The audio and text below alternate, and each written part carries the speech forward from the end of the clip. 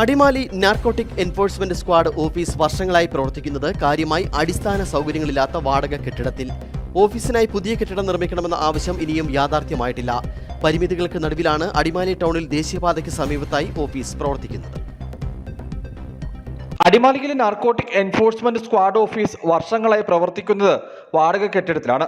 ദേശീയപാതയ്ക്ക് സമീപത്തുള്ള ഈ കെട്ടിടം കാര്യമായി അടിസ്ഥാന സൗകര്യങ്ങളില്ലാത്തതാണ്. ഓഫീസിനായി പുതിയ കെട്ടിടം നിർമ്മിക്കണമെന്ന ആവശ്യം ഇനിയും യാഥാർത്ഥ്യമായിട്ടില്ല. ഇതുമായി ബന്ധപ്പെട്ട നടപടികൾ വേഗത്തിലാക്കി ഓഫീസിനായി വേണ്ടുന്ന കെട്ടിടം യാഥാർത്ഥ്യമാക്കണമെന്നാണ് ആവശ്യം. അടിമാലി കാംകോ ജംഗ്ഷനിൽ പ്രവർത്തിക്കുന്ന നാർക്കോട്ടിക് എൻഫോഴ്സ്മെന്റ് ഓഫീസ് വളരെ നാളുകളായി വാടക കെട്ടിടത്തിലാണ് ഇരിക്കുന്നത്. ഇതിനിടയിൽ കഴിഞ്ഞ കാലങ്ങളിൽ ഒരു പ്രതി തന്നെ അവിടുന്ന് ഓടി രക്ഷപ്പെട്ട സാഹചര്യം ഉണ്ടായിട്ടുണ്ട്. കാരണം അവിടുത്തെ വാതിലും മറ്റ് റൂമുകളും യാതൊരുവിധ അതായത്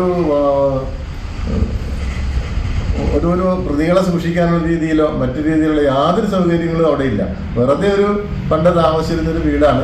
ആ വീട്ടിൽ യാതൊരുവിധ സൗകര്യങ്ങളും പ്രത്യേകിച്ച് ടോയ്ലറ്റ് ഉൾപ്പെടെയുള്ള എല്ലാ സൗകര്യങ്ങളും വളരെ മോശം സൗകര്യത്തിലാണ് അവിടെ ഇരിക്കുന്നത്.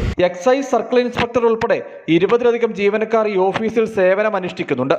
കേസുകളുമായി ബന്ധപ്പെട്ട തൊണ്ടി മുതൽ സൂക്ഷിക്കുന്നതും ജീവനക്കാർ വിശ്രമിക്കുന്നതുമെല്ലാം പരിമിതികളുള്ള ഈ പഴയ കെട്ടിടത്തിലാണ്. മുമ്പ് ഓഫീസ് കെട്ടിടം മഴയത്ത് ചോർന്നൊലിക്കുന്ന അവസ്ഥയുണ്ടായിരുന്നു. എന്നാൽ സമീപകാലത്ത് മേൽക്കൂര ഷീറ്റ് മേഞ്ഞു. സ്വന്തമായി കെട്ടിടം യാഥാർത്ഥ്യമായാൽ ഓഫീസിന്റെ പ്രവർത്തനം കൂടുതൽ സുഗമമാക്കാമെന്നതിനൊപ്പം സർക്കാർ ഖജനാവിൽ നിന്ന് വാടക ഇനത്തിൽ നഷ്ടമാകുന്ന തുകയും ലാഭിക്കാം. News bureau, Adimali.